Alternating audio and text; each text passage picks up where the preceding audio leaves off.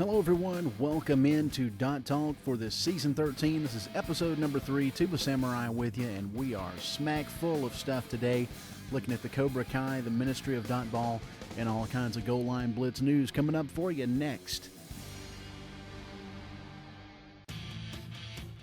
Get in on the action. Goal Line Blitz is a web-based American football MMORPG.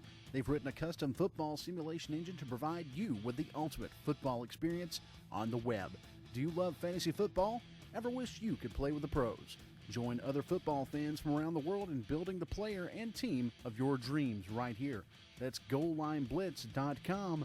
Get in on the action.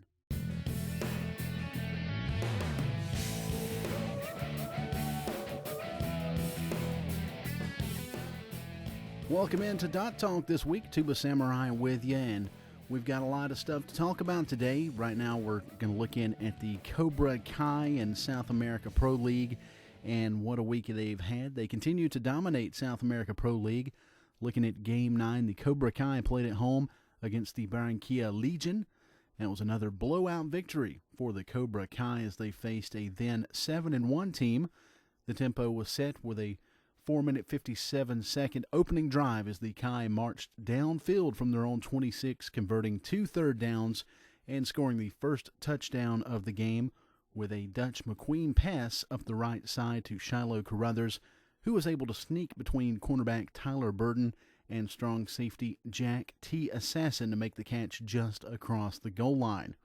The Legion then got the ball after a bonus tokens touchback and trying to get a drive of their own going, but on a 3rd and 8.5 with 6:47 to go in the first, defensive end Darnell Marley came up with a huge sack to put the Legion into a 4th and long. The next drive for the Kai had really put the stamp on the game as Dutch McQueen found Plexiglass Burness for a touchdown reception. He came up with the low-thrown ball on 3rd down for a 65.5-yard touchdown reception with almost 40 yards coming after the catch, and once again cornerback Tyler Burden losing his man.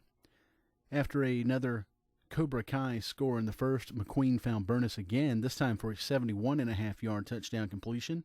And it was pretty much all Kai after that, with the Legion's only points coming on a third-quarter field goal. In Game 10, the Kai was on the road as they traveled to Lima to face the Vampires. It was a closer game than the Kai has been used to this season. The Kai got the ball first, but 2 incomplete passes and a T-Baggins run for lost yards sent the Kai into a punting situation. The Vampires were able to capitalize on this by driving down the field and scoring the first points of the game on a big freaking load rush up the middle. After some back and forth, the Kai were able to score their first points on a Dutch McQueen pass to Plexiglass Burness. Later in the second, after giving up an interception, the Kai got a pick of their own when cornerback Cortazar Broadus Jr. was able to pick off a pass intended for wide receiver Nicholas Lidstrom. He returned the ball 11 yards.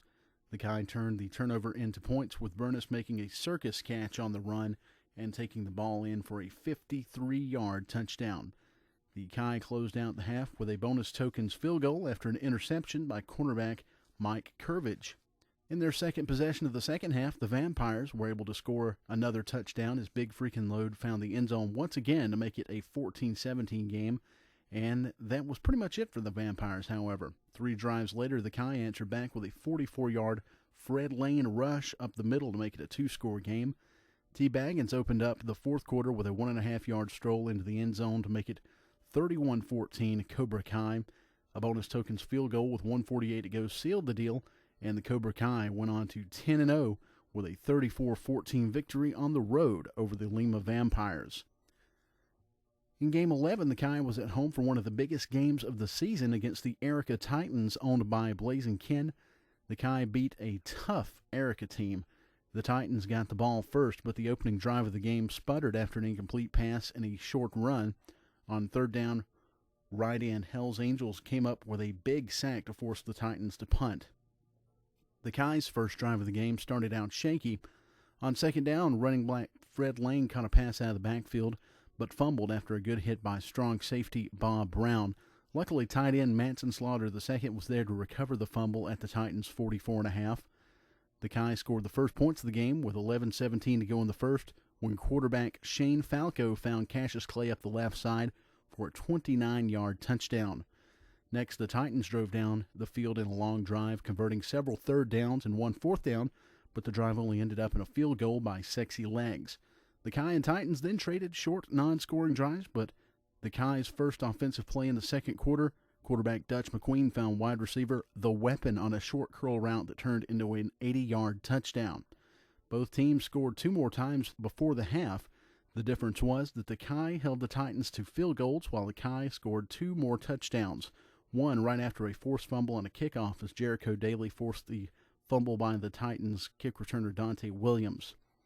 The next Kai play found Shane Falco rushing straight up the gut for a 24.5-yard touchdown. The Kai struggled in the third quarter, giving up some sacks and giving up 10 points to the Titans' offense, but the Kai was able to seal the game in the fourth with 11:53 to go when a Jeffrey Scott George pass to Torrid Retort was intercepted by Mike Curvage for a pick six. The Titans were able to score another touchdown after that, but the Kai was able to convert two field goals in the last 2 minutes, pulling away and winning that game 47-23. And coming up this week, the Kai facing the Latin American Coyotes, the Grim Reapers, Lima Vipers, and the Argentina Rough Riders, and they'll close out their regular season against Black Orpheus. That's the Cobra Kai. We'll take a quick break. When we come back, we're going to take a look in at some news affecting the Casual League. So stay right here. You're listening in to Dot Talk.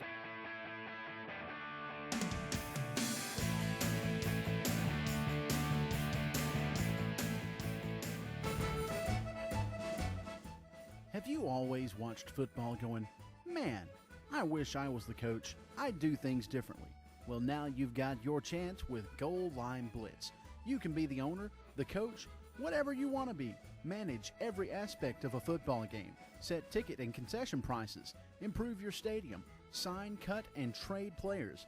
Get game-by-game strategy and play to win the league championship. You can watch your strategies played out in real time and pause the action at any point. Log on right now to GoalLineBlitz.com and be the man. And welcome back into Dot Talk right now. Take a look in at some things going on with the Casual Leagues. Of course, I usually report on the Tuba Samurai Casual League team, and they're still holding their own. They've won each game this week in a blowout victory. They're 12-0 in first place and pretty much a lock for home field advantage as they head to the playoffs. But in big news this week, looking at the Casual Leagues, we've looked like we've got some tiers coming into the upper leagues. A quote from Bort says that he's planning on taking the top 32 teams from Uncapped, becoming the top league. I guess that would be Casual Pro. And then the rest of the playoff teams and top set of teams of 46 become your two AAAs. So that looks like that's going to be on the horizon for Casual League teams. That suggestion brought up by Jay Bleich.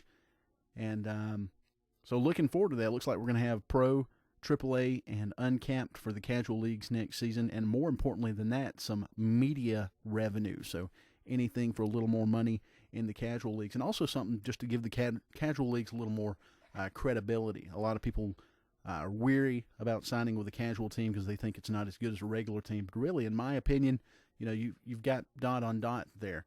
You don't have the advanced AI. So it really comes down to player builds and which team has the best players. That's a look in at the Casual Leagues, and that's going to do it for segment 1 of Dot Talks. Tune in for segment 2. It's coming your way. Look for it on YouTube.